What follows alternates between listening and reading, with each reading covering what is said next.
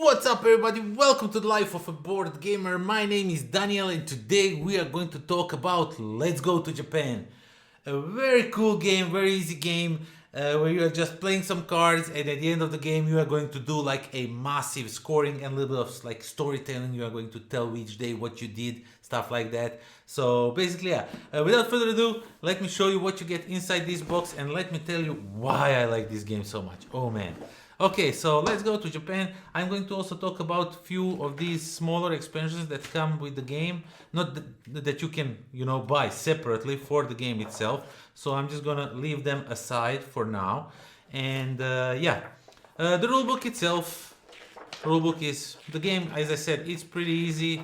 There's lots of great explanations in the rulebook and how everything works. So it's pretty easy to understand, how the cards work, how everything works and all that.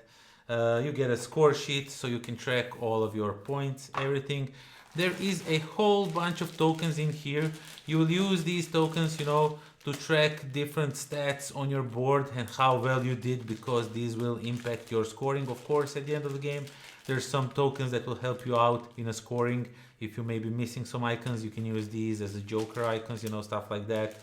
So yeah, these are just for every player. There's also a bunch of train tokens which you are going to have to use throughout the game, because you are traveling from Tokyo to Kyoto and from Kyoto to Tokyo. When you're playing these cards, basically you are kind of traveling, visiting sites, because this game is all about you traveling, let's go to Japan. You are traveling from Kyoto to Tokyo and back and exploring the towns, So this one tells you how each round is played. This is really nicely done. Everything is really laid out, explained over here. In the first round, you're going to get one blue and red card. The blues are for Tokyo. The red ones, I almost said green, I don't know why. The red ones are for Kyoto. And you will get two of these. You will play one. You will forward next one to the player on your right or left, depending which round it is and everything. And that's how the game works itself, by just by playing these 15 rounds and then you are done. So the main thing of the game are these cards, and there's like a bunch of them, and they're all over the place. So on one side they are all the same. You can always play them like this, get 2 points, get some icons, and that's that. But if you flip them on the other side, they are really nicely, you can find all kinds of different cards in here, and the best thing is some of them are repeating, but there's like lots of cards in here, and the best thing is there's like so much variety that each game will feel very much different, So basically, when you play the card, you will get these symbols. This is how the cards will score, and this is how many points you will potentially earn from the card itself. Now, when you are playing cards, you are putting them like so, and there's also your board, and then you are going to score just the lower one. So these upper ones are just, for to give you the different symbols that you need throughout the game. And the blue ones do all things as the red ones, but gives you a lot of different symbols, a lot of different things to do, to visit different sites. And all of these cards do kind of describe you different locations. You see a concert, for example, music performance in Japan reflect the country's blend of the traditional and modern, So you kind of learn a little bit by playing this game also. So yeah, there's like this Gotokuji temple, where you can find these cats, they are kind of they think they came from there, stuff like that, So as I said, you are going to be playing these cards, but how are you going to play these cards is by these boards. So each player will have one of the boards in front of them, and as you have this board in front of yourself, and as you are playing cards, you have to be mindful. So if you start with blue cards here, you can freely play the red one here, and the next card you play can go even between two of them if you want to. But the thing is, these symbols will randomly be shuffled. You have them like tokens, and they will be set up on these spaces. And as you play them, you know, you want these symbols to match the symbol that's going to be over here or on Tuesday maybe. And as you are playing the cards, you know, you're changing your, you know, cities. So you have to play these tokens. So you have to be mindful, because if you don't have those tokens at the end of the game, you will receive them, but they will give you minus points because you kind of didn't play well, you know. So you overpaid a little bit for the price of the trip and stuff like that. So the game punishes you a little bit with the points.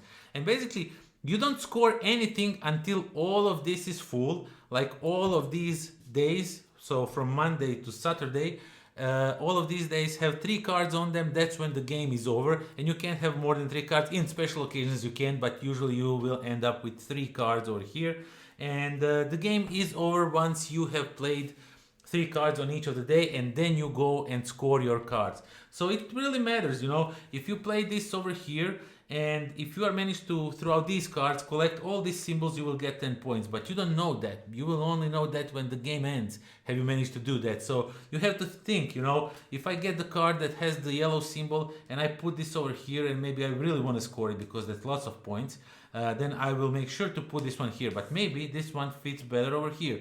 Now you have to decide where you want to put it. Do you even get the cards with those symbols? You don't know, because, you know, everybody's passing cards around. Then you are playing some of those cards that were passed to you, stuff like that. So it's really easy game, but it's so intriguing. I love this game so much. It's such an easy game to play, but it offers so much fun.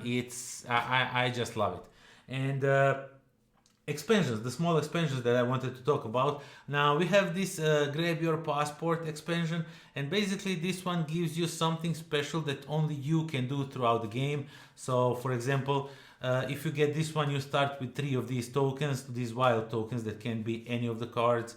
Or maybe you may score 2 of your highlight of the day bonuses without fulfilling the requirements. Remember how I told you have to have 3 yellow and 3 green? Maybe you didn't collect everything, but if you have the fortunate, you can, you know, score it. So that's like the highlight of the day, the last card that you played in the stack, you know. So you get all kinds of different things that kind of gives you a little bit of, you know, things to do in you know, a little bit different. So you get your own special thing, each player.